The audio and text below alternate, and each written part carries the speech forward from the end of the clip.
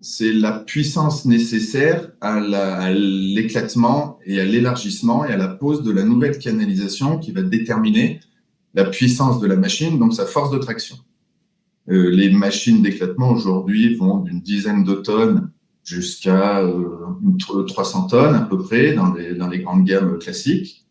Donc on va pouvoir traiter du branchement, du branchement d'eau de particuliers, jusqu'à la canalisation qui va alimenter un bout de ville ou des choses comme ça. En fonction du diamètre de l'ancienne canalisation et de la nouvelle qu'on doit poser en lieu et place, ça va calibrer le dimensionnement de la machine, sa puissance. Et ensuite, les outils vont être déterminés par l'ancienne canalisation. L'outil de coupe ou d'éclatement va être déterminé en fonction du diamètre intérieur de l'ancienne canalisation et de son matériau. Et donc, ça va déterminer le choix du couteau. Et ensuite, le cône élargisseur va être déterminé par le diamètre extérieur de la nouvelle canalisation.